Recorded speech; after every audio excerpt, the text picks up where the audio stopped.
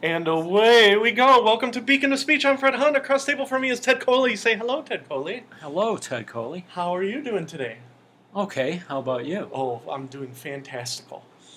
What is Beacon of Speech, you ask? Beacon of Speech is what we're going to be doing for the next hour and a half. Me and my clever jokes.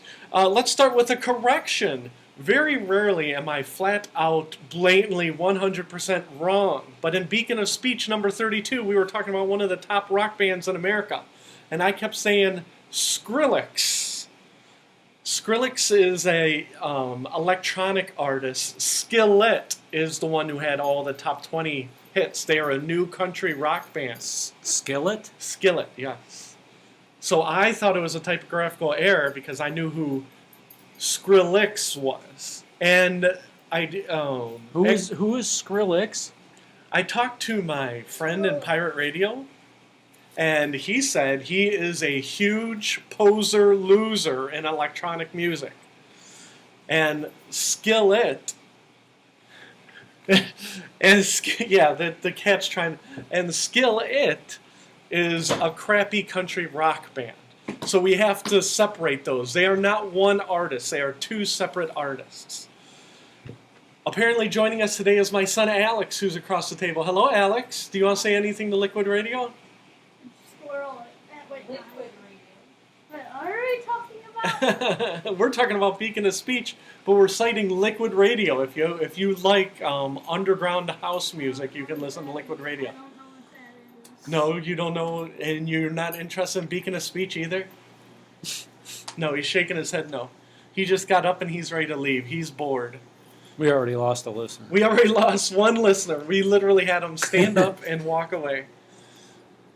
So, our number one topic today is what do you love, Ted Coley? This is specifically in your wheelhouse. What does Ted Coley love? What do I love? Yeah. NFL? Yes, you do, and you nailed it. Our number one topic is, and I know this about Ted, he loves football, and we talk about how they're trying to, run the NFL out of business. We talk about that quite often, okay? Sometimes the NFL deserves to get run out of business, right? Now, your favorite team is the Cleveland Browns, but when you were a young man, who was your favorite team? I already know the answer, but I'll make you say it for the radio. The Miami Dolphins. The Miami Dolphins. Now, so did you like the Dolphins because of Dan Marino? Did you like the Dolphins because of Mark Duper? No, Miami was always my favorite team, and they still are. Okay. So, I liked them before Dan Marino. Oh, okay. I liked them when they had Bob Greasy. Oh, all right. So you've been fans since they went 17-0. Well, I was too young to remember that. Uh-huh. I mean, I wish I could have remembered that, but I was only 5 years old. Yeah. So, and I didn't start following football until I was probably about 10. Okay. So, because I had a friend, his name was Dan Brown, and he loved the Dolphins too. But when I was a kid, it was because that year the Browns sucked, and he loved Dan Marino. He's like, oh, why would you love the Browns? I love Dan Marino. Dan Marino, I think he had a Dan Marino jersey, and Dolphins, Dolphins, Dolphins, Dolphins. yeah, I have a Dan Marino. So, Dan Marino jersey. but we have a mutual friend whose name will remain unsaid, who loved the New Jersey Devils, not because of anything the New Jersey Devils were, but because he was a huge follower. Now, here's a bit of trivia. We were talking about wasted space. Right. I used to wear my Dan Marino jersey on stage. Oh, see, there you go. That was my wasted space uniform. You put on the Dan Marino, and then you were ready to play. That's awesome. Everybody has a pregame ritual. Now, my goal today is to make you not love the Miami Dolphins anymore. Oh, boy. Now, why am I bringing up the Miami Dolphins to you, Ted Coley? I don't know. I read an article this past week about Ricky Williams. Him again? Yes. He's not still playing, is he? No. He's like 35, which is like being 102 in NFL years, right? It's too bad that we don't have sound effects because now would be a great time to play like a sound effect of somebody smoking a bowl. Yeah, like a Howard Stern show. You hear the bong bubbling in the background. Ricky Williams said this week, why didn't he go in the Hall of Fame? This is an easy question. It's not a trick question. Why didn't he go in the Hall of Yes. Fame? Because he pissed his career away? No. He didn't piss his career away. He didn't go in the Hall of Fame because of arcane marijuana laws in No. America. All he wanted to do was kick back and relax, and the evil NFL and their evil rules against marijuana. Arcane? Yes. Isn't arcane like mysterious? I guess draconian is maybe Okay. what I'm looking for. Maybe Maybe those laws are mysterious to him. Well, yeah. What? There's a law against that? He kept failing the drug test, and he's like, I don't understand. Now, You and your mysterious laws. I'm not saying whether there should or shouldn't have been laws, okay? We're not debating that because we debated that ad nauseum a couple of times, whether there should or shouldn't have been laws. Ricky Williams literally says he would rather smoke pot than play football. And then he turns around and blames the NFL that he's not in the NFL, or he's not in the NFL Hall of Fame. He's one of those guys, though. It's kind of hard to be mad at him, though, because he's just he's a likable guy, you know? Well, that's the whole thing. He is a likable guy. And everybody who's ever interviewed him said he's the nicest guy in the world. But there's another one who's like, oh, well, you know what? Maybe once you're done with the NFL, when you're a running back, what are you done at NFL at 29, 30? Oh, man. You can smoke all the pot in the off season and smoke all the pot you want from 30 till you die. Now, how much? I mean, he wasted what? At least a season. I think they said he wasted 3 seasons. Man, you know, it reminds Because me. It reminds me of Josh Gordon. Right. You know, it's like talent like you wouldn't believe, and it's like that talent's only good for a small amount of time. Right. And again, I hate defending the NFL because it makes me itch. Okay? You can smoke all the pot you want, but that doesn't mean you get to play NFL football. So it's funny that he's talking about how great he would have been. It's like, well, go play it. You could have played. And if marijuana was the most important thing in your life, and it shouldn't be, because Alex just walked in, it shouldn't be the most important thing in your life. But let's say it was. He could have played in the CFL. Well, no, they don't pay me enough money to play in the CFL. Oh, they don't care about that? At the time, they weren't drug testing in the CFL. Or he could have played arena ball. He could have been the best. Again, it goes back to, I want to get paid millions of dollars, and I want to be a pothead. Well, they're not really mutually exclusive. And then he's all upset with the NFL.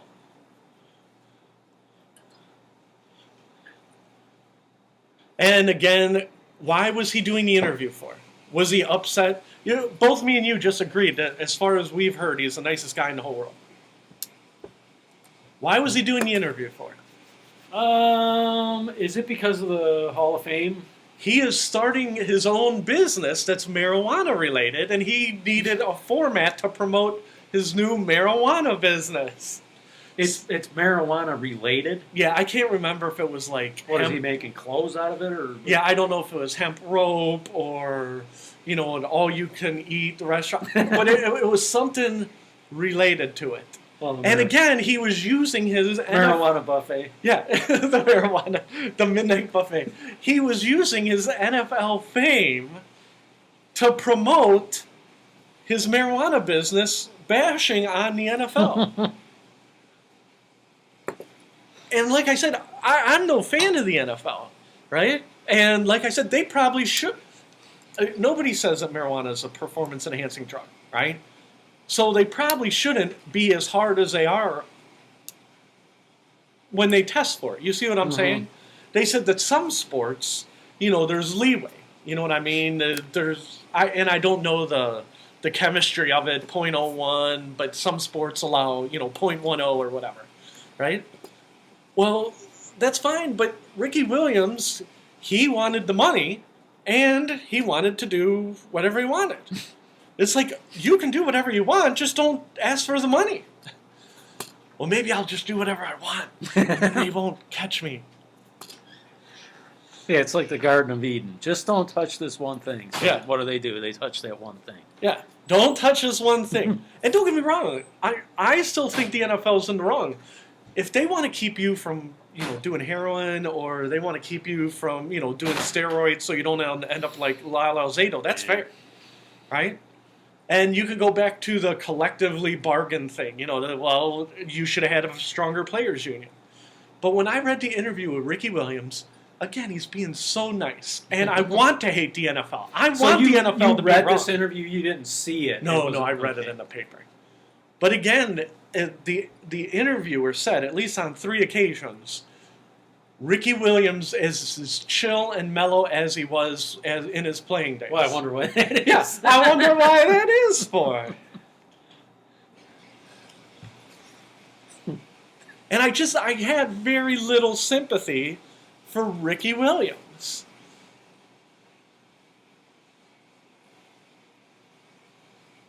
I'm sorry, Ted was looking over his shoulder. Is my wife down there cleaning? No, it's the cat. Your cat's down there cleaning. No.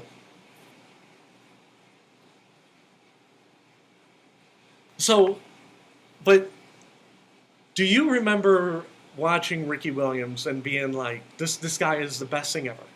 Yeah. Were you a fan of Ricky Williams? Yeah, I was. Yep. And then when he got in all his trouble, you were like... I was very upset with Ricky Williams when that happened. Well, that's the thing, Ted. Me and you, and a lot of the things we say are out of jealousy. Well, not so much you, but me, right? Okay? But take away football and pretend like it was soccer. And like, Fred, we're going to give you $1 million to play soccer. Just don't smoke pot. Yeah, I love soccer. Okay, what else don't you want me to do? You don't want me to breathe for a week? I will breathe for a week. Because I love soccer. You know what I mean? And it goes back, and I think that's where the jealousy comes in, where Ricky Williams did not love football. He's like, well, I was good at football, so I played football. But what I really loved was pot.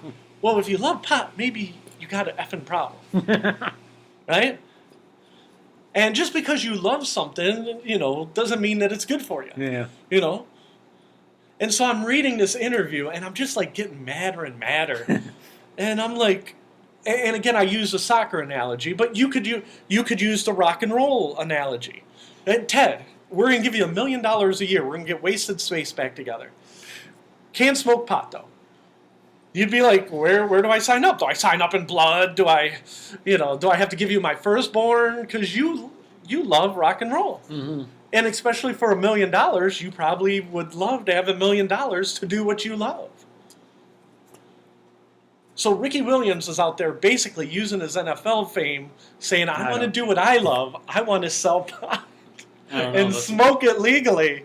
The thought of Wasted Space getting back together, though, makes me want to smoke pot. I don't smoke pot. Yeah, but don't forget, we're old. Like, I remember Dennis Leary had a skit, right? And Dennis Leary's like, he said he wanted to be center fielder for the Boston Red Sox. And he goes, guess what? It didn't happen. Life sucks, get a helmet. Right? And it's the same premise with Ricky Williams. And again... So you don't have any more details about the business that he's opening? Oh, no, a marijuana-related business? Yeah, I could look it up, but it just made me mad. Because I'm reading it, and I'm reading it, and I'm reading it. I'm like, I effing hate Ricky Williams. And if he was here, we invite Ricky Williams to come on the show and defend himself. I'm sure he'd be the nicest guy in the world. You'd want to party with Ricky Williams and just sit in a corner and talk about good times. Talk about Bum Phillips and the time in Texas. I know Bum Phillips wasn't his coach. I was using hyperbole. Mm-hmm. But that's fine. But it was like he didn't care about the Dolphins. Like, literally, I don't think he cared at all. And they have that story about, you remember when Manny Ramirez was first on the Cleveland Indians, and they said they would give him a paycheck and then he didn't know what to do with Yeah. checks. Yeah, they'd And- be like in his glove compartment. Yeah, and they'd be in his glove compartment, and he would say, I'm not good with the English. Could you help me with these checks? And he would give like the equipment manager the checks and say, could you deposit these for me? Because he was like, Ricky Williams was not a dumb guy. He wasn't Manny Ramirez. Yeah. He was a smart guy. He got a good education. And they said supposedly he's real well read. After he was going to get suspended for like the 6th time, he retired instead of failing the drug test. Then he went to like India and he was... Well, not to interrupt, but you were talking about Manny Ramirez. Right. And I heard that story that he didn't know what to do with checks. It's Right. like he was from like New York, wasn't he? Like from the Bronx. I mean, he wasn't from.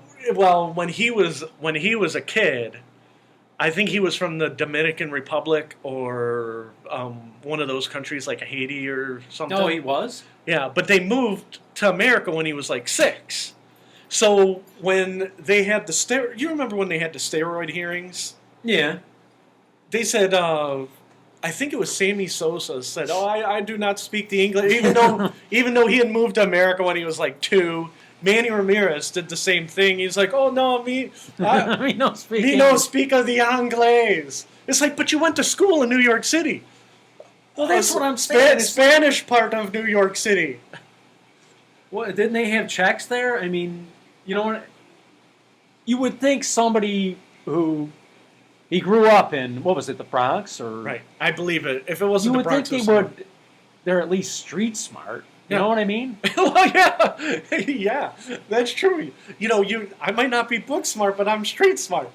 Very few people do you meet aren't book smart or street smart. And they always joke around about Manny being Manny, but it goes back. How many times did you hear? Because you're a Dolphins fan. How many times did you hear about Ricky Williams? That's Ricky being Ricky. Yeah. I'm sorry. Ricky just moves to the beat of a different drum. And again, half of it goes back, the 7 deadly sins, one of them is jealousy, right? And I'm just jealous because you can tell the disdain he had for football. Yeah. Like, it kept me from my true love. Yes. That must have been a real heartache. The Miami Dolphins plying you with $1 million checks. That must have been a real heartbreaker. Distracted me with football. Yeah, they distracted me with football. That's amazing. So when I read that, I had to ask you, because as a big Miami Dolphins fan, if you liked Ricky Williams, if you felt bad for him, if you were done with Ricky. Yeah, I pretty much forgot about him. I'll be honest with you. I mean, like I said, I still love the Dolphins, but not to the degree that I did when I was 10, up to probably my early 20s. No, I just like football in general. I don't really, Well, that's how I am in hockey. Because when I was a kid, I loved the Red Wings, and I still do. But now it's more, I just love hockey. You know what I mean? And in a way, I think that's better because, when you invest all your emotion in one team, it's just draining. Yeah. Now the Dolphins, when was their last Super Bowl win? Last Super Bowl win? Yeah, they did not win a Super Bowl with Dan Marino. They went to the Super Bowl his first year. And then they haven't been to the Super Bowl since, correct? That's correct, yeah. Their last win was, they won after the 72 season, which would be 73. Right. And then they won the following year, too. Okay. And that, I believe, was it. So, and then January of 74. And then they lost in 84. They lost the 84 season and the 82 season. Okay. So, yeah. And that's right in your wheelhouse when you were a young man. You were like, go Dolphins. Yeah, and they lost the Super Bowl, and then you're really crushed on the floor. Yeah, because that was high school. Yeah. So, yeah. So your whole adult life has been suffering. Yes. Football included. In many more ways. I have a magazine today. I won't beat the Ricky Williams thing. Time, the year in review. Okay? Now, this is the year in review for 2012. Okay? And what was getting me is I was rereading it earlier this week because it was in my room. And all I could think of is how things never change. Okay? I'm going to ask you some stories. So this is 2012 in This review. is 2012 in review. What do you think the number one story in the world was, according to Time magazine? In 2012? 2012. Wait a minute. Oh, man, let me think. It would be 4 years ago. I accidentally cut my eye and then I kicked the zoo. Alex cut his eye. Is that it? Yeah, Alex cutting his eye was the number one story in 2012. I don't know. Was it President Obama being reelected? I don't Close. know. In the world. I'm going to show it to you. Read it out loud. Syria burning. Yeah. So Syria burning in 2012 was the number one story. And wouldn't you say probably the number one story the last 2 years is Syrian refugees? Oh man, yeah. Yeah. So like literally. Yeah, because that's the Civil War, which has been going on since what, 2011? Oh jeez. Yeah. It might be even longer. Da da da. And we were talking about Assad a couple of weeks ago. Syria's President Assad since 2000. Leader since 2000, found himself in 2012 at the middle of a conflict that was destabilizing the entire Middle East. And so 4 years later, we're still dealing with the repercussion. And we don't go a week or two without hearing Russia bombed these guys, we bombed the other guys, these guys bombed these guys, ISIS bombed those guys, right? If anything, it's worse. Number two story in the world. And like I said, I marked them off. North Korea, Kim Jong-il, Kim Jong-un, I'm thinking of his dad. Yeah. Literally a week ago, he said he's ready to go to war with the United States. He said this a week ago? Yeah, a week ago. 2012, same What crap. did we do to piss him off? We launched something or we looked at him wrong, right? We take his Twinkies or something? This is like the fourth story. The new norm, extreme weather. Literally, number one story last week was that, or this week is the flooding in Louisiana. Man-made, and again, that's a mess. And then what Now, else? are they saying this flooding in Louisiana, is it as bad as Katrina, or? No, but they said in some places it's getting close. Yeah. Because that hit mostly New Orleans. This new batch of rain has hit all of Louisiana because, a lot of it's swampland, right? Yeah. It was Baton Rouge? Yeah. How close is that to New Orleans? What was it? How close is that to New Orleans, Baton Rouge? Oh, like a couple hours away from like here to Cincinnati or here to Oh, Columbus. it's that far? Yeah. Okay. But, so we go here, and then look at the other top story of the year. The Olympic Games. Oh, wow. But instead of Rio, it's London. That's where they were 4 And years guess ago? who the biggest story of the games were? Michael Phelps and Usain Bolt. Who are the biggest stories of this games? Same people. Same people. Usain Bolt, Michael Phelps. Michael Phelps is now the most decorated Olympian in 2,000 years. Usain Bolt's the first person to ever win 100 meters 3 years in a row, or not 3 years, 3 Olympics in a row, right? And it makes me think. Oh, there's one other thing I wanted to point out. And Obama, 4 more years, right? Did they rate these like 1, 2, whatever? Well, I'm going by the order of the magazine. But, so they didn't rate them 1, 2, 3, but, I go by the first story. The first story was So what I Syria. said was one of the stories. It just might not have been the... Yeah, it wasn't the lead story. It was the lead story in the nation. It wasn't the... But it goes back to how nothing has changed in 4 years. Is anybody trying to solve the problems of Syria? No, everybody is worried about their own agendas. Assad's worried about his agenda. U.S. is worried about their agenda. Russia's worried about their agenda. We talk about Putin every week. But I was stunned that literally everything, like on the front page is the same stuff that could still be on the front page for the 2016 year in review. Well, except for this. Whitney Houston died. Yeah. She ain't coming back. There's no zombie Whitney Houston. She's not going to be on the 2016 cover. Oh, and Neil Armstrong, I think he died too. Is that Neil Armstrong? Maybe. But literally everything else is all, it's all the same, Ted. Nothing changes. No. And it was just stunning to me because I'm rereading about Assad and it's dated 2012. And I'm like, I could copy and paste that and put that on the website today if I wanted to. And they'd be like, oh, look at Fred, and look how smart he is. He just wrote a story about Assad, and he's broken down the Middle East perfectly.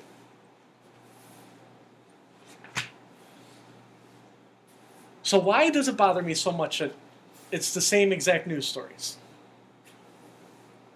Why does it bother you? 2 reasons. Because, like you said, nothing's been solved.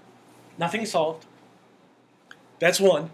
And what's the second reason why it bothers you? Yeah. Because you want some variety? Kinda. I just listened to a George Carlin skit, right? And it was on Rolling Stone. I guess George Carlin, the week before, September 11th, 2001, he did a skit about natural disasters, how he loves them. It wipes a whole flock of people out, and it just teaches people to be on their toes, right? Next week, 9/11 happens. He put it on the shelf. He literally had like an 8-minute skit. Put it on the shelf. He goes, I'll come back to this in 10 years when it's not so sensitive, right? And I heard little bits and pieces of it, and I'm like, oh, George Carlin's funny. Because he's not being serious. He's using hyperbole, right? And it's the same thing with this. I'm like, are those really the biggest stories of the year, or is it what the media says the biggest stories of the year, and they're driving the stories? You see what I'm saying? Now, I would tend to think that the Syria crisis, because all the refugees are pouring into Europe, that's why it's one of the big stories. But you could turn around and say, is the Rio Olympics really bigger than the Premier League Championship or the World Series? You see what I'm saying? Who's driving the bus of rating what's the biggest stories? It's funny, you must have driving a bus on your mind. Oh yeah, yeah, because they haven't called me back. Now I'm starting to worry. Like they're like, oh, we're not letting you drive. You make too many driving the bus analogies. We don't like having you around. No, it's funny when you mentioned George Carlin. For some reason, I thought of. I read a book by Kevin Nealon. Okay. And he was talking about, remember that tsunami? Yeah. And I guess they didn't find any animals that got killed in that tsunami. Uh-huh. Because apparently they know ahead of time, and they ran to higher ground. Right. So Kevin Nealon said, from then on, when he sees an animal running, he just follows it. Because they know something that's they happening. know something's up. My animals go crazy when that happens. So I'm just picturing, Kevin Nealon like running after an animal. Well, tying it back to media-driven, okay? Are those really the top stories of the year? Okay? You could argue maybe yes, maybe no. I'm sure Donald Trump will be, instead of President Obama, at the end of this year, it'll be Hillary Clinton and Donald Trump at the end of 2016. It's like a built-in news. Hillary Clinton was in Cleveland today. Oh, was she? Did you invite her to be on Beacon of Speech? I didn't know. I didn't know she was going to be here today. Did you say hi? Did you wave? Did you wave at her in her Mao suit? No, maybe Carl did. No, he'd probably... Ted, I had lots of problems today. Hillary Clinton blocked the highway. I couldn't get my dogs and they crapped on the floor. So anyhow, back to media-driven, okay? Now, everything in this magazine is all, cleaned up, reported on, This is what's bothering me about what the media chooses and doesn't choose, okay? I was laying in bed I was watching the Olympics 2 nights ago, and I wrote it down for Beacon of Speech, right? Literally a blank check, not thinking of anything. My head is blank. I'm watching the Olympics. They're flipping or swimming or doing whatever the hell they're doing. And my mind is a dead blank, right? And a JC Penney commercial came on, right? And they said, it's time for back to school. And it's all these 10-year-olds jumping and spinning and doing somersaults. It's like, oh, yeah, kids are having a great time, right? And one of the kids runs up to the camera, jumps in front of the camera, and a 10-year-old kid has a Guns N' Roses t-shirt on, right? And then the announcer says, your favorite band t-shirt's only $11.99. And I'm like thinking, do you know, have you ever listened to that album? Back in the day, they were not letting 10-year-olds listen to Appetite for Destruction. So these kids are running and jumping around because they're happy that they're going back to school? They're happy to go back to school. Number one, that's the number one problem. I was never happy to go back to school. You were not running, saying, Mom, can I If get they the Guns showed N' me, Roses I'd be t-shirt? like slitting my wrists. Yeah, that's how my daughter is. So all I could think of is that these guys are marketing. It doesn't matter what they market. It doesn't matter if they market T-shirts. It doesn't matter if they market drugs. They don't even care what they're selling. And again, I own Appetite for Destruction. I bought it when I was like 16. So I'm not saying it should be banned or anything. I'm just saying it's weird that a generation later that they're using a Guns N' Roses T-shirt to sell back-to-school supplies to 10-year-olds. And of course they're not selling it to 10-year-olds. They're selling it to mom and dad who buy the school supplies. But still, they weren't showing mom and dad. They weren't showing me in my big fat gut bouncing around in my Guns N' Roses T-shirt from 1988 with a big tear in the back. No, buy our new Guns N' Roses T-shirts for $11.99. And I think somebody came out in a Nirvana shirt too. But like I said, That's no better. Yeah, well, yeah, and that's the whole thing. And my wife's downstairs. She's not the biggest Nirvana fan. So, you want to talk about Nirvana on the record? Not that I'm not a fan. No, she just said that it's not that she's not a fan. She just says there's better bands.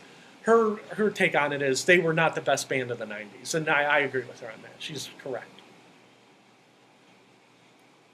Would Pearl Jam have been better? I don't think so. We went to go see the Stone Temple Pilots, and they were really good. But, I'm not the right person to ask either, because I'd be like, oh, you know what? You know who the best band in the 90s was? Alice Donut. And people would look at me like, what's an Alice's Donut, Mm-hmm. So you'd have to ask her what her favorite band was. But we went to go see Stone Temple Pilots. They were really good. At one time, they were really on top of their game before their lead singer died. And there's another guy, he's 40 years old, and he's up on stage, and I know I've talked about it on a webcast before, but he's 40 years old. He's mumbling words, the songs that he wrote. And you knew that he did not love singing as much as he loved heroin. Now, were any of the kids in the JC Penney commercials wearing Scott Weiland No, shirts? there were no Stone Temple Pilot shirts. I specifically remember the kid running at the camera, and I'm like, do you know what those songs are about? Those songs are about heroin. And again, I'm not saying ban it. I'm just saying, don't you think it's strange that that's what they're using to market back to school stuff? Heroin is their favorite drug now. JC Penney's as addictive as heroin. That should be their new tagline. And again, I'm not saying ban anything, because we're Beacon of Speech. Have we called for any banning yet? Not that I know. Maybe of. we need to make a list of things to be banned. Not that I know of. I think people have banned us. Yeah. We are the band. The band leading the band or something like that. But, so corporations have been bothering me, and you know how they always bother me. I always scream and yelp and shriek about it. On Facebook, I'm on Facebook. You're not on Facebook. So if you look up Ted Coley on Facebook, there is no you. It's some guy from Scotland. right? But I am on Facebook. You can try and friend me, but I won't accept your friendship. I'll be aloof, right?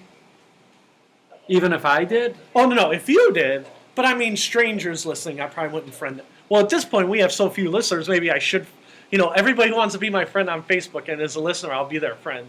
Maybe that should be my thing. But people wish me happy birthday on Facebook, and my mom, dad, my uncles, they're like, "Oh, happy birthday." You know who else I got? What strangers wished me happy birthday this year? What strangers? What strangers wished me happy birthday? Dave? No, stranger number one, I get an email, right? I get an email on my birthday from ESPN. And it's an email and it says, "Fred, it's your birthday. Happy birthday. Oh, and while you're on here, if you want, you can watch your favorite content online. Just be an ESPN insider. And it's only $4.99 a month or whatever. And download the app here." And I'm like, why is ESPN wishing me a happy birthday? Okay? And then I was like aggravated. I'm like, they don't care about me. Somewhere I put in my birth date, and then they're like pretending to be my friend, because I'm easily tricked, right? Because I saw ESPN and it's my birthday. I thought they were like going to be like, "Oh, Fred, you get free Indians tickets." But no, that's not what they wanted. They wanted to sell. That's their way of selling stuff, right? And so I'm all pissy about it. I'm like, "Stupid ESPN," But I'm very lucky to have people wish me happy birthday. So maybe for lonely people, they'd be like, "Well, at least ESPN, I'm going to buy their app for $4.99, right? And later on in the day, I'm still like, "Oh, stupid ESPN." Google wish me a happy birthday. I was researching an article, and like a birthday cake came up on Google, and I'm like, "Oh, I wonder whose birthday it is." So I click on the little icon, and it says, "Happy birthday, Fred." I'm like, "Oh, it's my birthday." Well, thank you, Google, for wishing me a happy birthday.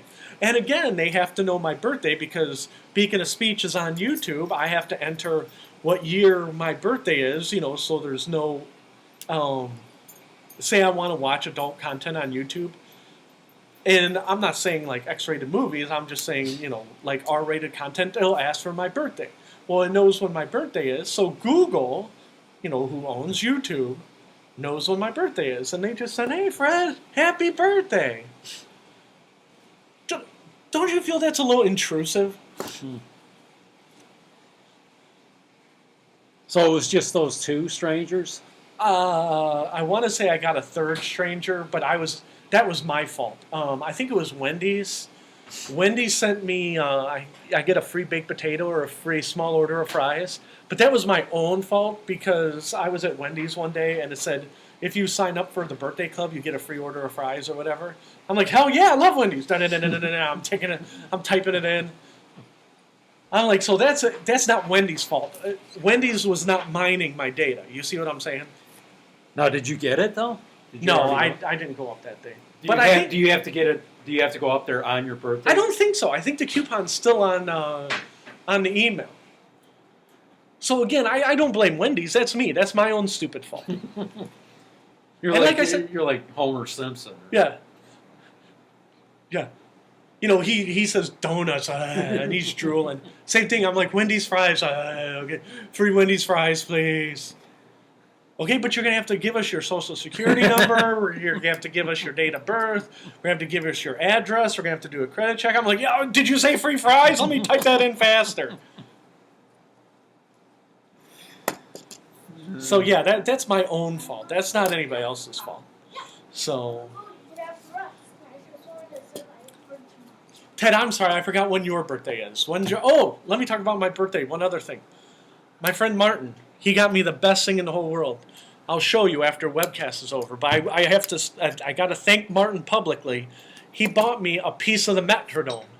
Do you remember in Minneapolis when the Metrodome collapsed? The big white, the big white tarp on the Metrodome, right? It collapsed. Oh, my wife's bringing it up. She's being very nice. Oh wow! See, you could be an intern on Beacon of Speech. This is it. Yeah. So they cut up that Glad bag into 10,000 pieces, and then they put stamps on it. So I have a piece of the Hubert H. Humphrey Metrodome. It's from Martin. So that's going up on the wall somewhere. This is it? Yep. Well, This- the white lid? You know, the white top of it? They cut it in the shape of a football. But this is a piece of Yeah. the roof. Yep, that's a piece of the roof of the Metrodome. Wow. That's going on the Beacon of Speech office wall once we have it, because that's awesome. And that's when that was built? 82? Yeah.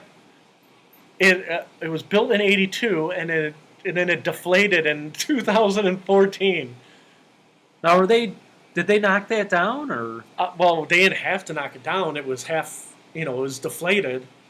The snow basically ruined it, so they had to tear it down and rebuild it.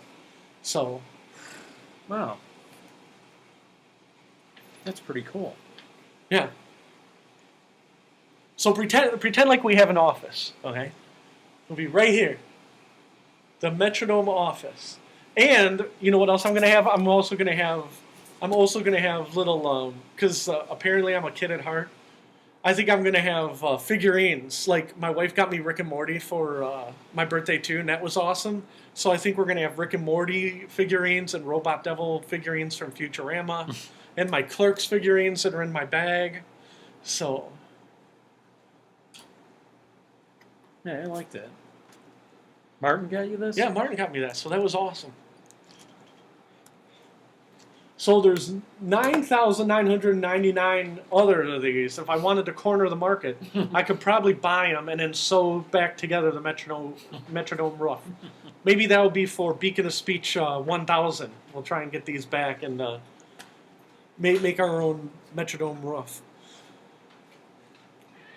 So, I did a lot of writing this week. Do you want to hear about it or not really? Not really. Okay. No. My wife is laughing because she doesn't want to hear about it either. Just I had keep that to yourself. I said I did 4 articles. Okay, one of the articles I did post on the Beacon of Speech website under blog was top 10 ways scientists love Einstein. I wrote it in 2013, and top 10s declined it. So I put it on Facebook, and then 3 people read it. Right? So you see that it went from 1 person to 3 people. And then because it was declined, it never got published anywhere. So I cleaned it up and I redid a few of the notations. And then I put it back up on the Beacon of Speech site. But we're not going to go over it because it's how much scientists love Einstein. Like whenever they discover anything, they're like, let's name it Einstein. The moon rover, it's named Einstein. The College of Medicine, name Einstein. One of the elements, a radioactive element, is Einsteinium. And I had 30 things to pick from, and I just picked the 10 most interesting. Like, I guess a way to measure light is a measure of Einstein. Like, how long is a ray of light? And they're like, oh, that's measured in Einstein. And I'm like, the measure of light is in Einstein?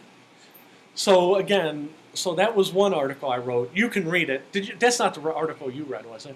No, I did glance at that, though. Yeah. And then second article, which is on the website this week, is top 10 professional journals I ain't reading. I thought it was a good idea. Top 10 said it was too dry and the idea had already been done. But when What was it? Top 10 top what? 10 professional journals I ain't reading. I ain't reading? I ain't reading. And one of them was like a professional journal about drainage ditches. Well, why would you read about that? It's boring, right? Well, my article about being boring apparently was boring. So I slapped it on the Beacon of Speech site. You can read that. And then I did an original one that I just finished. It was top 10 cartoon bands of all time. Yeah, I noticed that one. Yeah. So, and number one was very easy. It was Gorillaz. But a lot of the bands were older and you would recognize. Like Alvin and the Chipmunks. When you were a kid, you probably watched Alvin show. Mm-hmm. And I put the Beatles for Yellow Submarine fame. Yeah. Because, again, going back to Ricky Williams, he wanted to smoke pot, but he didn't want to play football, but he wanted to be paid to play football. The Beatles had, and this was one of the most interesting things I came across. The Beatles, they had a contract with United Artists, right? Yeah. What was the first Beatles movie? first Beatles movie? Yeah, it was Hard Day's Night. Day's Night, yeah. They loved it. They said, let's do Hard Day's Night, but expand upon it a little bit, and they did Help. Yeah. I love Help. You did? I loved Help. Did you like Help? No, not really. Beatles, I thought Hard Day's Night was good. The Beatles didn't like Help. Yeah. Okay? And you know that. They didn't hate it, but they didn't like it. They were like, oh, it could have been done better. Right? They said it wasn't them. Yeah. Exactly. It wasn't them. So, they signed a 3 contract. John Lennon said something like it was like putting frogs in a movie about clams. Or vice versa. Yeah. So, there you go. But I always liked Help. I thought it was kind of cheeky. Okay? So, they still had another movie to do, but they were getting close to breaking up. So what do you do when you sign a 3 contract deal with United Artists, but you don't want to make another movie, but you want to cash that check, you want to get back that money? You make a cartoon. Exactly. So their thinking was, we'll make a cartoon, and then we'll just write a couple of throwaway songs, and we're done. Contract fulfilled. You know, kind of like when Prince, at the end of his Warner Brothers slave labor there. So they said, can we use your song Yellow Submarine? They're like, we wrote it 2 years ago. I don't care what you do. And they said, well, can we use this song? And they said, well, we already wrote it. They said, well, we want some new material. And they're like, well, here's some outtakes. And they like put out 4 songs. Right? And they're like, well, it's funny because for some reason I was thinking about that song, Hey Bulldog. Okay. Today. Yeah. And I don't know why. And then you mentioned Yellow Submarine. Yep. That's weird. And so but the studio's like, well, we want to put out a Yellow Submarine album, right? And they're like, well, we're not writing a whole album worth of songs for Yellow Submarine. You're just out of luck, right? So the first side of the album is all Beatles songs, some previously released, like Yellow Submarine. The second side, do you know what's on the second side? Second side is like orchestration. It's orchestration. It's the soundtrack without the songs. So it's, again, the Beatles' Yellow Submarine, you flip it over, you know, you're a 12-year-old girl in the 60s, you're like, where's the Beatles? I got ripped off, right? But what I thought was really funny is they said, well, you don't have to act, you just have to do the voice work for it, okay? Ted Coley, what did the Beatles say? That's too much work. They said, that is too much work, we'll pass. Yeah, I didn't think they didn't do the voice. So they don't do the voices. And at this point, United Artists is getting pissed off, right? I can't understand why. Yeah, and they're like, let us get this straight. You're only giving us 4 original songs, and they're not even, you know, it's not Hey Jude. Like you said, it's Hey Bulldog, right? They don't want to act in it. They don't want to lend their voices to it. United Artists are like, you know what? We're going to put you in breach of contract. And Beatles manager is like, whoa! We didn't say we wouldn't be in it. We just are so busy. And, you know, they already cashed a check. Yeah. So they have a short live-action cameo in it. So at the very end, the Beatles are in real life, right? So in my article about top 10 cartoon bands, you know, I was being sarcastic. I said, who knows? The Beatles weren't touring. Maybe they became a cartoon. You know, and then I, you know, kind of talked around it. But it goes back to Ricky Williams, where you're like, well, I want the money, but I don't want to have anything to do with that. Well, the Beatles want to make a movie. And a lot of that cartooning style is a lot of that stuff that ended up in Monty Python stuff. Weren't they using the same, animation studio? I think all the Beatles... I assume all the Beatles, but especially like George Harrison was a pretty big fan of Monty Python. Right. I assume they all were. But. So I was unclear whether Yellow Submarine came first and then Monty Python came second, or Monty Python came first and then they did Yellow Submarine. I don't know. But it's the same style of cartooning. You could tell it's the same, like, production type company. Yeah. That was my third article, and then I wrote a fourth article, and I sent it to the Daily Liberator, the libertarian website, about how the Republican Party is trying to squeeze out Gary Johnson. Because the Republicans, they started this anti-Trump movement, right? And Gary Johnson's like, hey, come vote for me. I'm anti-Trump. And they're like, nah, thanks anyhow. And Gary Johnson's like, yeah, but you don't understand. I used to be a Republican, and I'm fiscally conservative. You guys want to give me your money, and we'll beat Hillary together. You said Gary Johnson was the governor of what, New Mexico? New Mexico. And was he a Republican? Yes. A Republican governor. Yes. Okay. So he's like, listen, we're all in the same boat. But all these Republican donors are like, yeah, but you know what? You said you'd legalize pot. We're not really interested in that. And you said you're pro-choice. And, yeah, we're not really interested in that either. And some of your social programs about gay marriage, yeah, we're not interested in that either. So we're just going to not give our money to anybody. But Gary Johnson's like, but listen, I might be socially liberal, but I'm, fiscally conservative. Yeah. We can make things work. And they're like, nah, that's all right. So all these anti-Trump people, they're not jumping into the Gary Johnson bandwagon. They're like, maybe we can still draft Mitt Romney, which goes back to... Now, is Gary Johnson a proven fiscal conservative? Oh, yeah. Yeah, when he ran New Mexico, yeah. Okay. But on the social stuff, he's like, hey, whatever you want to do. His thing is, and it's a libertarian platform. It's not just Gary Johnson. Gary Johnson says, I should not be in your bedroom. That's your business. If there's a guy and a girl in that bedroom, or two guys, it's none of my business. I'm the government. My job is to pave roads and have national security. Yeah. And the same thing with abortion. Hey, that's your body. That's up to you.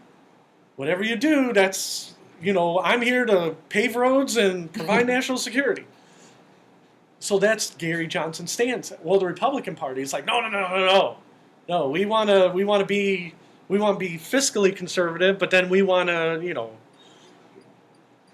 get in your bedrooms and make sure that the right people are getting married.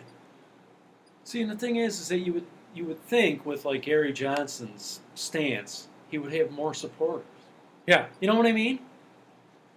Well, he's advertising himself as.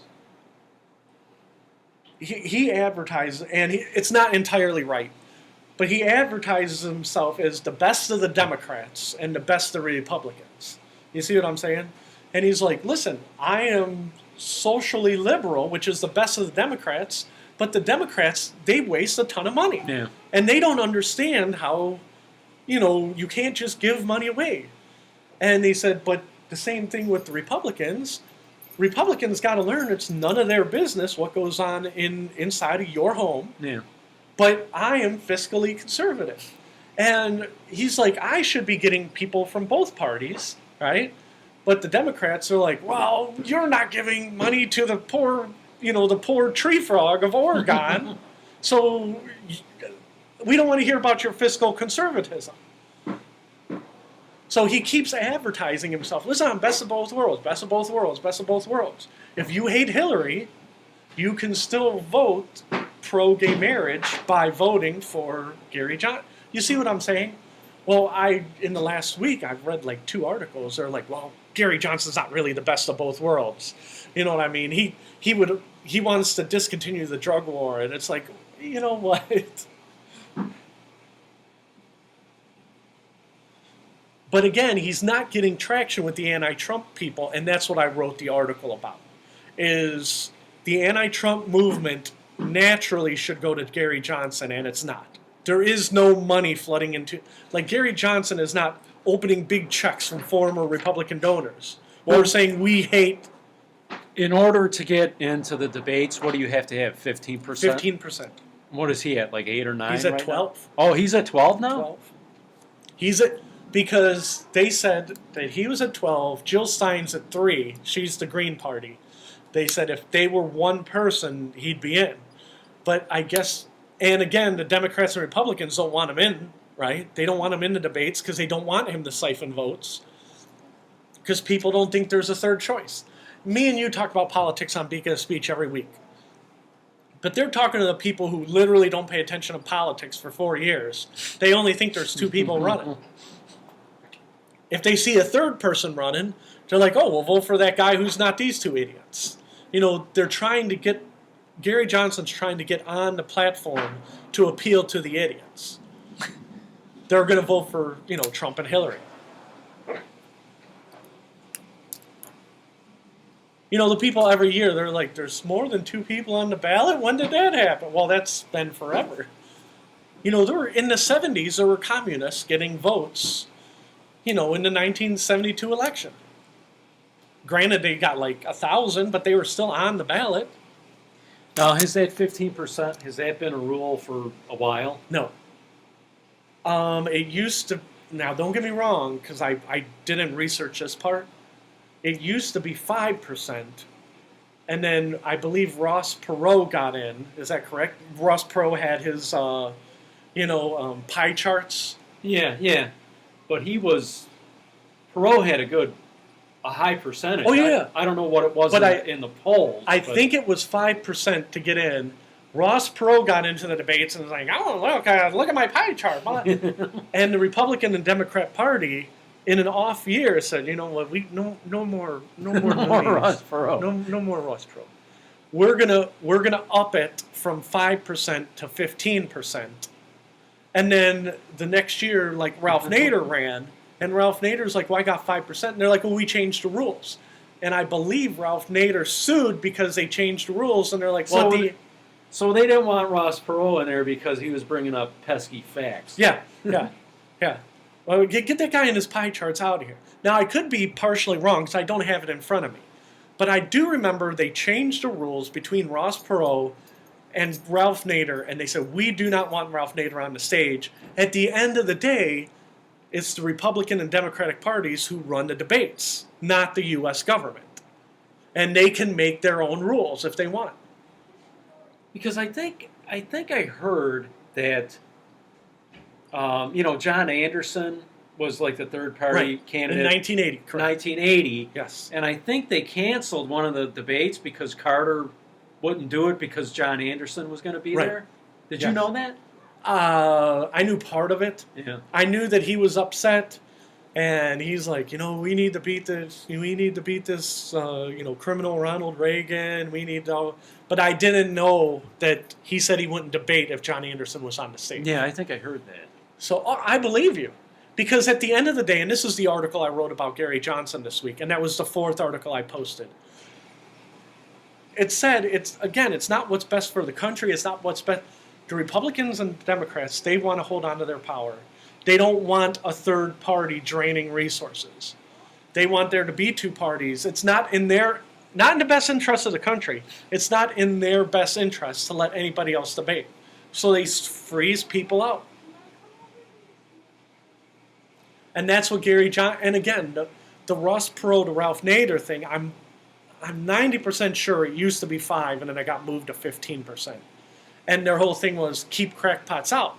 But it doesn't have anything to do with crackpots. Even you could say Ross Perot was or wasn't a crackpot, but it had to do with guaranteeing that there were only 2 parties gaining donations, not a third party siphoning. It is funny how the guy who brings in factual things is considered a crackpot. Yeah. But it's like anything. If you take $100 and you split it 3 ways, everybody gets $33 instead of $50. If you got $100,000, you get, instead of getting $50,000, you're getting $33,000. They don't want to split the pie a third. They just don't want to split it a third way. That's all there is to it. And you can read more on there. And I'm sorry to be so self-promotional today, but I did want to mention, because since last time we did it, I put 4 articles up. 2 of them are new and 2 of them are classics, just so they weren't rotting in my hard. One day, I have 2 computers. I have a Dell upstairs, and I have my MacBook Pro that we do the show on. This MacBook Pro is awesome. Okay, it just is. One day I'm going to come home and that Dell is just going to explode. Okay? Granted, the Dell is older, but I'm afraid it's going to explode, and I have rough copies of all my top 10s lists for the last 5 years on it. So I'm going to move any that haven't been published in the next month or 2 onto the Beacon of Speech site. I don't think there's maybe more than one or two more left, though. Did you, you didn't hear from Joe the Empty Chair, did you? No, I did not hear from Joe the Empty Chair. And again, Well, I because saw... he mentioned to me yesterday that his wife saw you. Yes. And I said, yeah, I know. I talked to Fred. And I did see her. I waved to her. I saw her. We went to the fish store. Joe lives across the street from the fish store. That's vague enough where people aren't going to find out where Joe lives. So, but you know, me and you talked about that. I waved. She yelled to me, "Hey, Fred." She knew, she remembered my name, which is a victory, right? But yeah, I didn't actually talk to Joe. So, where is the fish store? Is it by, what is it, Dairy Deli or? yeah, you know where Dairy Deli is, right? Yeah, I think so. I mean, It's at the corner of two streets we won't name. Yeah. Okay. Behind the Dairy Deli is a fish store, a Subway, and a CrossFit. I don't know if it's Andrew's CrossFit, but it's a CrossFit, right? And if you walked out the front door, of the fish store, and you went 50 steps, you would literally be at Joe's front door. I don't want Joe to think I was stalking him. I want him to listen to this and be like, "Why is Fred driving by my house?" He did say to me, he said, "Tell Fred to stay away from my crib." Or something like that.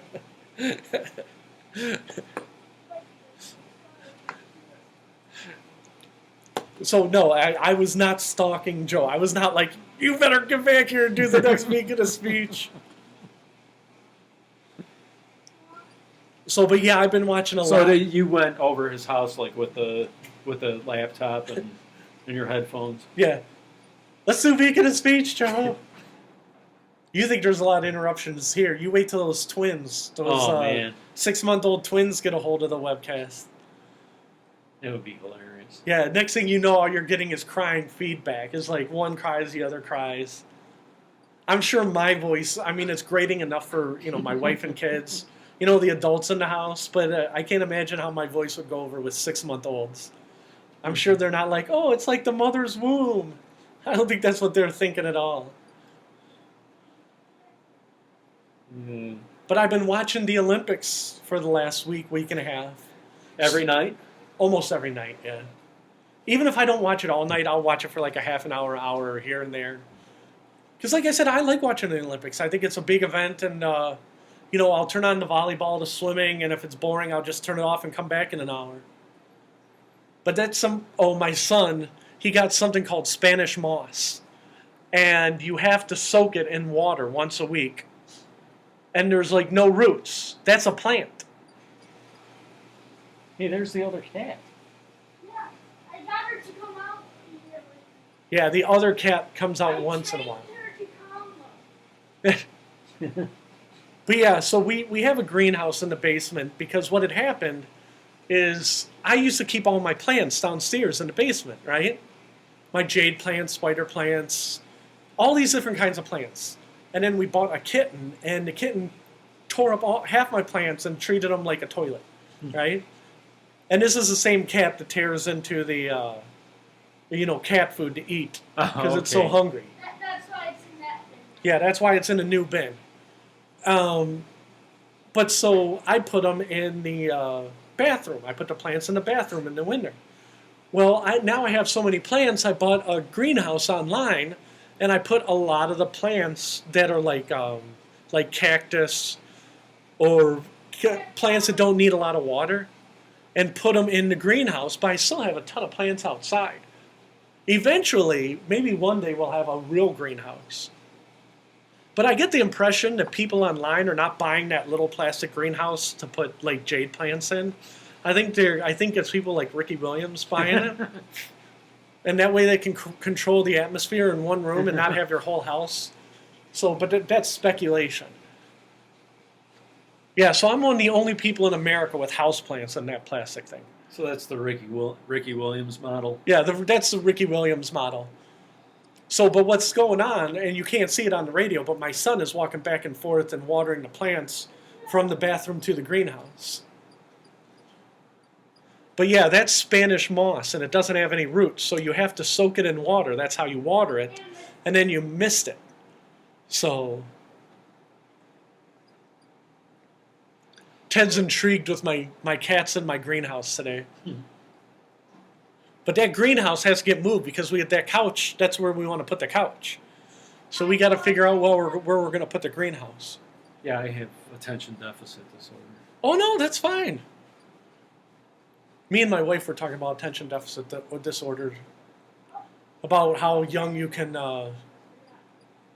be to diagnose it before it's just parents giving their kids drugs. What's the magical age when you really have ADD? Are you asking me? Or? Yeah. Like I think one of the moms on Teen Mom, I think she started giving her kids medicine like at 3. Oh man. I mean, isn't that like part of being a kid? Is that you don't pay attention? Yeah.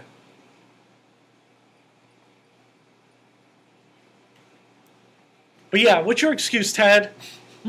You're an adult. You're almost 50. Do they still give like Ritalin for stuff like that, or is Ritalin like? I think that's Is passe. yeah. I think of. Hey, Dr. Crystal, what are they giving the new generation of kids? Is it still Ritalin? No. If they do, I don't. It's probably generic now. Oh, But there's like probably 25 different meds. like Prozac type stuff? Prozac's depression. Oh. Well, what do they give kids for ADD? Like what type of drug? Same kind of thing. Vyvanse is the big one. Vyvanse? Oh. Because now younger kids can take it. Oh, okay. Because they like to give young kids medicine. They're making the medicine more friendly for the young kids. Isn't that helpful? What is it in the shape of like Flintstones? Yeah, they make it. They got SpongeBob ones, and you got to chew them. They're like, "This is gonna make you happy, like SpongeBob." Yeah, just like JC Penney selling, Guns N' Roses T-shirt to kids. Your favorite band from the '80s. My kid is 10, and he has no interest in Guns N' Roses whatsoever. Zero interest.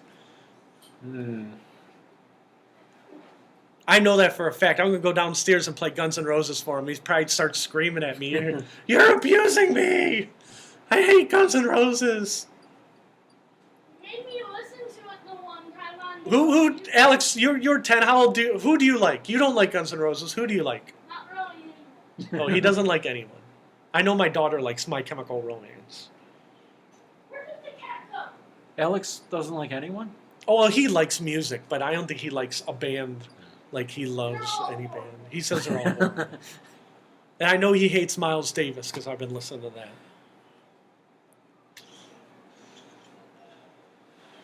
He likes 21 Pilots. Oh, my wife just yelled from the other room. He likes 21 Pilots. I don't know who that is. His cousin likes 21 Pilots. I like 21 Pilots. They're an alternative band, but they're on the radio like too, so they're not bad. They got some talent. Ukulele rap. He just yelled ukulele rap. I think he's making fun of me. That's the genre for some of their music. Okay. It's ukulele rap. Okay. Alex, come here. All right. They're all yelling, and I don't think they can hear on the speakers. So, but yeah, they're sorting out what they like and what they don't like. So, but we were talking about Rio. Are you watching any of the Olympics? Do you care? No. Do you care about... Now, last episode we were talking about the men's basketball team. Yes. And in the Olympics. In right? the Olympics. Now, since I last talked to you, they played 3 games, and they beat Team Scrubs from across the world by 2 points, 3 points, and 2 points. Like they played Serbia and won 100-97. Oh, was that close? Yeah. Name one NBA player from Serbia. Hint, it's a trick question. Name an NBA an NBA player from Serbia. From Serbia? Yes. I don't know. The answer is there are none. So a bunch of guys who play college basketball and pro basketball in Serbia came within 3 points of the end of the Dream Team 7 or whatever we're up to. No, is What about Z? What? What about Z? Does Z. he not play anymore? Is it Drew? Z plays for Lithuania. Serbian. No. Because Vera is Serbian. I'm playing No, They the- were like his biggest fans. Oh, well, she probably liked him because he was on the Cleveland Cavaliers. Well, you don't. Because he was Serbian. Oh, no, he's Lithuanian. I'll show you later. Isn't that who you have a problem with? Is Serbians? Yes, I don't like Serbians. Yes, that's my own secret prejudice. What was that, Alex? Cat was on it. I was Okay. playing Cat Hockey. That's fine, thank you. So Now, is Kyrie Irving? Is he on? yes, he's on Okay. Dream Team 7 or whatever we're up to. Anybody else on our team? No. It's No. just Kyrie. Tristan Thompson is on the Canadian team, I think. But yeah, Kyrie Irving. And as a matter of fact, on the news today, LeBron James said he wishes he was there because they're struggling. Well, the reason they're struggling is because nobody wants to play team basketball, right? They're all just playing isolation basketball. You know, Klay Thompson from Golden State, Kevin Durant. They're all guys who need the ball in their hands to be good. Kyrie Irving, right? So not only did they not put the team together, they didn't put any role players on the team, right? But I guess they show the beach, and there's people playing beach volleyball. Guess who's there? I don't know. The men's basketball team. In the club. Guess who's 2-3 in the morning? Guess who's taking? You go to the badminton venues. Who's up signing autographs? The basketball team. This is a 2-week paid vacation to Rio for the basketball team, and you throw in a little basketball on top.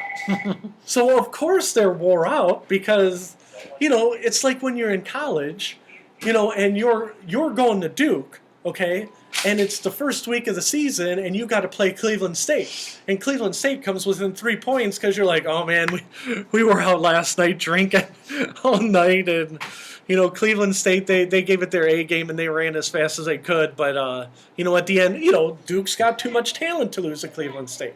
Well, it's the same thing with the men's basketball team. They're out there and they are having a blast. And there's something to be said for that because at the end of the day, they're not just basketball players. They're ambassadors of the sport. You know what I mean? And we talked about in the last webcast. You're a sprinter from Kenya, right? You probably don't care about meeting the sprinter from Belarus, right? I want to meet Kyrie Irving. You know what I mean? You're an ambassador for the sport of the NBA. So maybe they're just taking that a little too seriously right now. But right now they're in the quarterfinals. So if they win 3 games, they still win the gold. If they lose, no gold medal. But so you don't care about the men's team at all? No, I haven't been paying attention to I never really watched the Olympics. Okay. I don't know why. I just was never, really drawn to it. Well, they said some people, and it's a double-edged sword because we talked about this too. People like Venus Williams are like, yeah, I'm not an ambassador as a sport. They're having security problems. Literally gets off the tennis court, jumps on a plane, and flies the hell out of there. So, it's a catch-22. Well, are they even trying? But she was down there, Venus? Yeah. And like I said, her sport's done. Tennis is done. She ain't sticking around. She ain't an ambassador of the sport. She's like, I'm getting the hell home. Was Serena down there? I think they both were down there. So the Americans are having a good time, but are they having too good of a time? They shouldn't not be beating Serbia, is what I'm saying. Is Ricky Williams down there? Ricky Williams probably is down there. He's probably making connections. So I'm sorry to pick on the Dolphins because I know that's your favorite team. So I really shouldn't. I shouldn't have done it. But when I was reading that and I was getting so mad, I wanted to know: do you get mad when you read that stuff, or do you purposely not read it? Or I don't know what that is. That might be Ted here. Sorry, Ted. No, like I said, I haven't really been following. I just remember you called me like on my route. Honestly, I think it was probably it was 2005, and you told me Ricky Williams says he's sorry. Oh, is that when he apologized, but he wouldn't say why he was apologizing for it? And I remember telling you, apology not accepted. Yeah, I remember. So this Ricky Williams saga has been going on for a while. Years and years. Which goes back to the Time magazine. Things never change. You know what I mean? Oh, not the 2012 election, the 2006, the controversial 2016 election. You know, and when you flip through here, you're like, oh, a crisis in the European Union. Oh, you mean like Britain left the European Union this year? You know, a loss of face for Facebook. Facebook made a mistake. Well, it seems like Facebook makes a mistake all the time.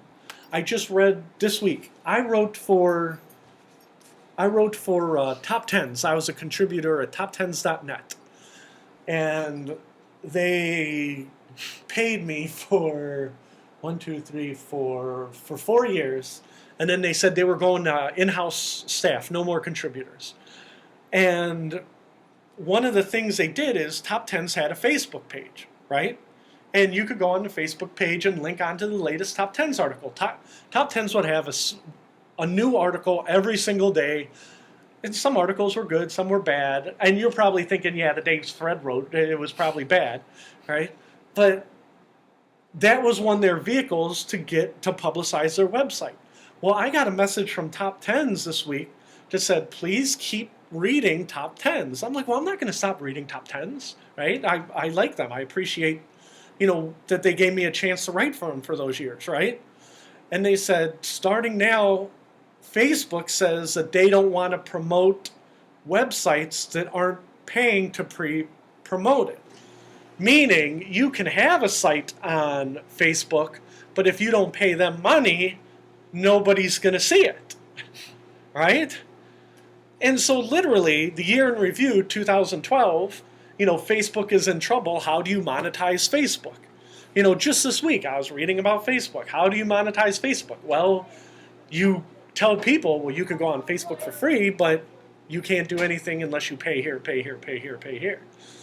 You know, it's only a matter of time before you got to pay for their high-end games. You know, you can play Farmville now that everybody hates it 5 years later, but, you know, whatever the next generation of games, maybe they'll start charging you for them.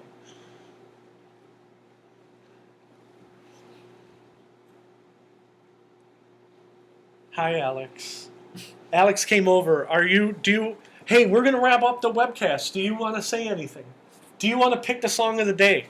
What's your favorite song? What song do you like? We'll let you pick the song of the day today. You can. I can?